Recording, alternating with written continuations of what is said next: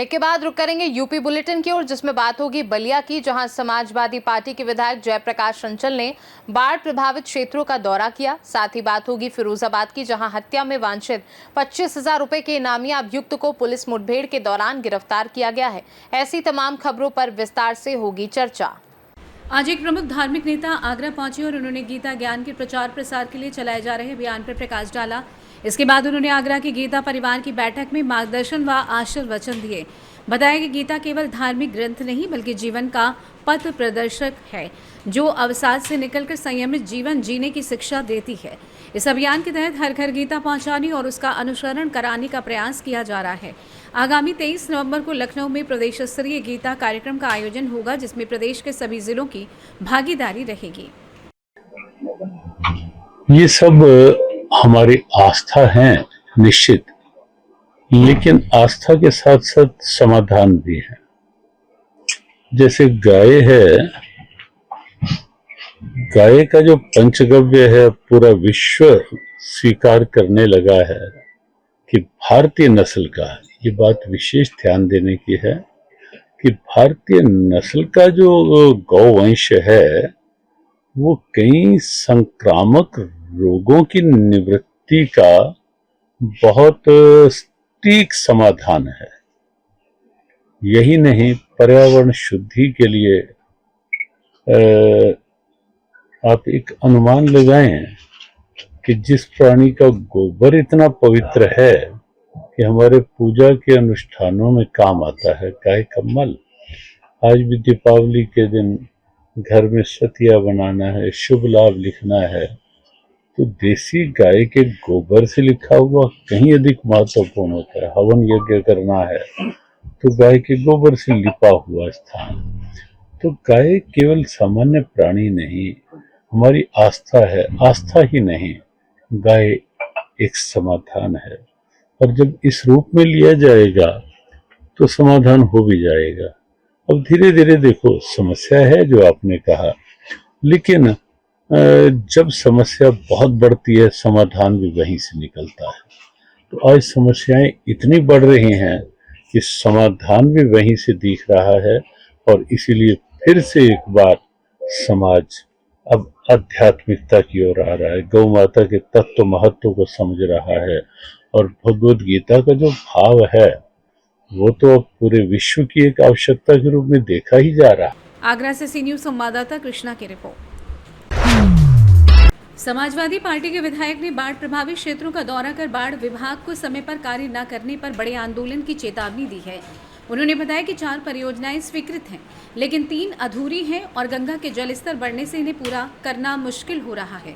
साथ ही उन्होंने कैबिनेट मंत्री के पिछले 8 वर्षों में बाढ़ से जनहानि न होने के दावे को गलत बताया और कहा कि हर बाढ़ सीजन में कई लोग डूबकर मर जाते हैं।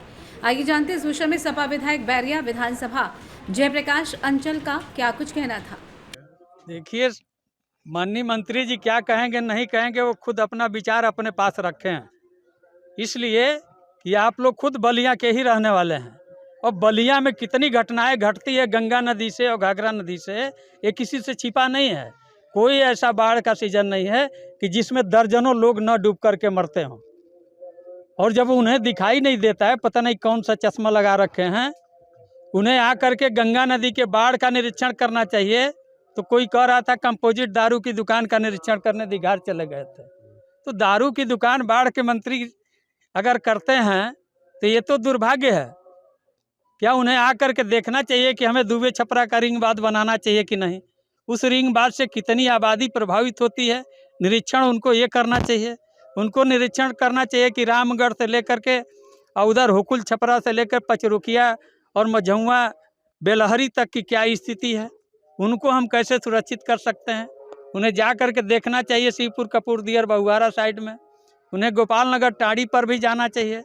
लेकिन ये सब नहीं देखे, मन चाहे जगह आकर के उन्होंने घूम लिया और घूम करके पूरा जनपद का निरीक्षण कर लिए और करके यहाँ से चले गए। इससे कार्य नहीं होता है। अगर जनता ने उनको जनप्रतिनिधि बनाया है और सरकार के आज मुखिया है इस विभाग के, तो उनको उतने तत्परता से इन कार्यों का निरीक्षण करना चाहिए था और कोई न कोई बड़ी परियोजना देनी चाहिए। इन्होंने 4 परियोजना दिया है, गंगा नदी पर और 4 में 3 अधूरे हैं। तो 3 परियोजना अगर अधूरा है तो इसके लिए कौन जिम्मेदार है? या तो शासन द्वारा लेट से पैसा मिला और अथवा मंत्री उसका निरीक्षण न करके वो अपनी शिथिलता दर्शाए, या कहीं न कहीं अधिकारियों की कमी के कारण ये परियोजनाएं आज भी अधूरा पड़ा है। अब बाढ़ का पानी सन्निकट है और इसमें कार्य हो नहीं सकता है। आप आज और एक कार्य, ये परियोजनाएं अगर पूर्ण नहीं होगी तो हम लोग बड़ा आंदोलन करेंगे इस परियोजना को पूर्ण कराने के लिए। तो कहीं न कहीं मैं चेतावनी देना चाहता हूं अधिकारियों को भी कि अगर समय मिलता है तो जितना जल्दी हो सके इस परियोजना को पूर्ण कराएं, अन्यथा बड़ा आरोप झेलने के लिए तैयार रहें। बलिया से सी न्यूज संवाददाता आनंद दुबे की रिपोर्ट। बहेड़ी के अध्यापक रजनीश गंगवार पर 10 एफआईआर के विरोध में आज पीयूसीएल ने कलेक्ट्रेट गेट पर प्रदर्शन कर मुख्यमंत्री को ज्ञापन सौंपा और मामले को तुरंत वापस लेने की मांग की। बताया गया कि रजनीश ने कांवड़ यात्रा में शामिल न होने की सलाह कविता पाठ के जरिए दी थी, जिसके बाद हिंदू संगठनों के विरोध पर पुलिस ने उसके खिलाफ मुकदमा दर्ज किया था। आइए जानते हैं समाजसेवी संजीव मेहरोत्रा और पीयूसीएल जिला अध्यक्ष बरेली यशपाल सिंह का और क्या कुछ कहना था।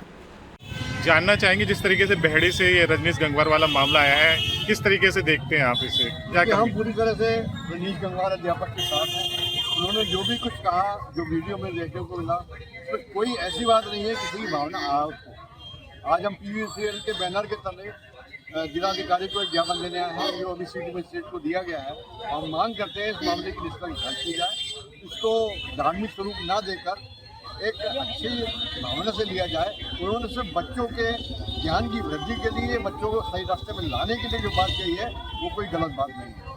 अगर मुकदमा वापस नहीं लिया जाता, क्या अगला कदम है आपका? हम जनता के बीच में जाएंगे और जनता जो निर्णय करेगी उसके हिसाब से आगे बढ़ेंगे। हमारे वकील लोग हमारे साथ हैं। लगाइए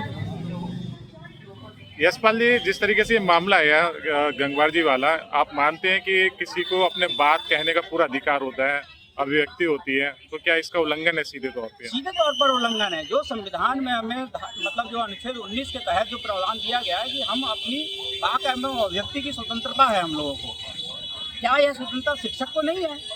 शिक्षक किसी सरकारी काम का तो उल्लंघन कर नहीं रहे थे। उन्होंने अपने जो नैतिक शिक्षा देने का काम है उसको बखूबी निभाया है, ना कि किसी सरकारी अमले का कोई विरोध किया है। क्या ये कांवड़ यात्रा सरकारी यात्रा है? सरकारी यात्रा तो नहीं है।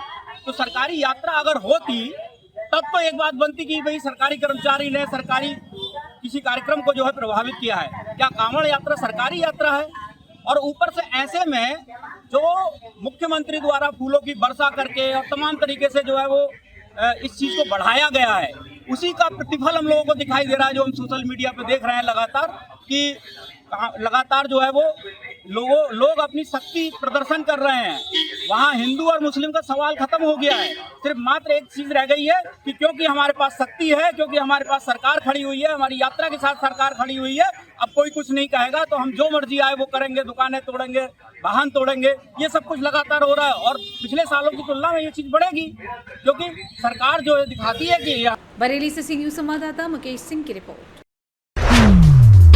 फिरोजाबाद में एसएसपी के आदेश पर टोंडला थाने की पुलिस ने हत्या के एक 25,000 रुपए के इनामी बदमाश दीपक यादव को मुठभेड़ के दौरान गिरफ्तार किया। इस दौरान दीपक यादव के दोनों पैरों में गोली लगी और वो घायल हो गया।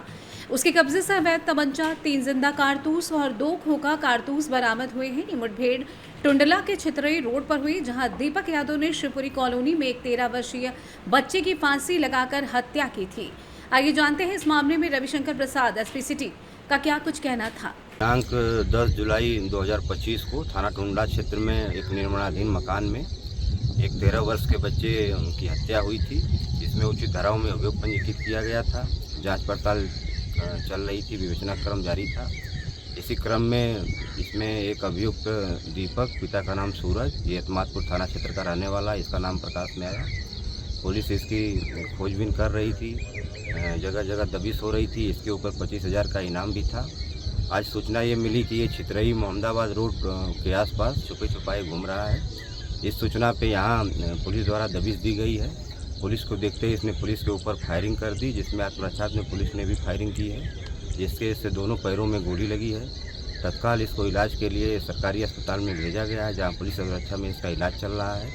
इसके पास से जो बरामदगी हुई है, एक अवैध तमंचा 315 बोर, 3 जिंदा और 2 खोखा कारतूस बरामद हुए हैं तथा इसकी एक मोबाइल भी बरामद हुई है। इसमें इसको फिलहाल हम लोग पुलिस सुरक्षा में इलाज करा रहे हैं। इसमें आगे की जो भी आवश्यक वैधानिक कार्रवाई। फिरोजाबाद से सी न्यूज़ संवाददाता ताहिर की रिपोर्ट। सरकार भले ही महिलाओं की सुरक्षा के लिए बड़े बड़े दावे कर रही है, लेकिन मंचलों पर इसका असर बिल्कुल भी दिखाई नहीं दे रहा है। जी हां, आपको बता दें कि मेरठ के थाना ब्रह्मापुरी क्षेत्र की रहने वाली महिला ने एक युवक पर आरोप लगाते हुए अपनी आप बीती बताई। महिला ने बताया कि एक अनजान युवक लगातार सोशल मीडिया पर उसकी फेक फोटो वायरल कर रहा है और उसके पति को भेज रहा है। महिला ने पूरे मामले की शिकायत स्थानीय थाने में की। महिला ने पुलिस की कार्यशैली पर भी सवाल उठाए हैं। इससे परेशान होकर महिला आज एएसपी कार्यालय पहुंची और इंसाफ की गुहार लगाई। आइए सुनते हैं इस पूरे मामले पर क्या कुछ कहना है पीड़ित महिला का। लड़का परेशान कर रहा है, मेरे हस्बैंड को मेरी फोटो ऐड करके एडिटिंग करके भेज रहा है और ये कह रहा है कि मेरा अफेयर है, लेकिन मेरा उससे कोई अफेयर नहीं है। तो मैं थाने में गई थी, मेरे को वापस भेज दिया। उसे जैसे ही फोन गया पुलिस स्टेशन से तो वो आया। मैं मार्केट जा रही थी, मुझे नहीं पता कहाँ से आया और मार्केट में बदतमीजी करी, उसने झीना झपटी करा, मेरे हाथ में भी चोट लग गई और मैं अपने लड़के के साथ जा रही थी। उसके बाद फिर अगले दिन मैंने पुलिस स्टेशन पे बोला कि ऐसा ऐसा हुआ, तो उन्होंने कहा ऐसा कुछ नहीं हुआ है, कोई हाथापाई नहीं हुई है, ऐसा कुछ नहीं हो सकता, झूठ बोल रही हो। फोटो एडिट कौन कर रहा था आपके? वो लड़का, उसे तो मैं जानती भी नहीं हूँ। उसने ऐड करके फोटो पुलिस स्टेशन पे कह रहा है कि और मेरे हस्बैंड को भेजी है और पुलिस वालों ने उसे सिर्फ एक फोन पे बात करके छोड़ दिया। क्या हुआ? मार्केट में के साथ आया था, बाइक थी और स्कूटियां थी, तो उसने मेरा हाथ पकड़ के झटका और इसी दौरान मेरे हाथ में चोट लग गई। मेरा हाथ पूरा खून से लथपथ था। मैं इसी हालत में पुलिस स्टेशन गई थी माधवपुरम के, लेकिन उन लोगों ने कोई एक्शन नहीं लिया, उल्टा मुझे ही गलत बोलने लगे कि तुम्हारा कोई मैटर होगा, ऐसा कोई नहीं कर सकता, रास्ते में ऐसा नहीं हो सकता। चौकी वालों ने क्या करा? कुछ भी नहीं करा, बस उसे फोन किया, ना उसे चौकी में बुलाया, ना कोई कार्रवाई की, ना कुछ करा, कुछ भी नहीं। और मुझसे कह दिया कि आगे से नहीं होगा ऐसा, अगर होगा तो हम बैठे हैं। अच्छा, थाना कौन सा लगता है आपका? ब्रह्मपुर। अच्छा, आज अंदर अधिकारी से मिलो, अधिकारी ने क्या कहा? उन्होंने कहा कि कार्रवाई होगी इस पे। मेरठ से सी न्यूज़ संवाददाता मोहसिन खान की रिपोर्ट।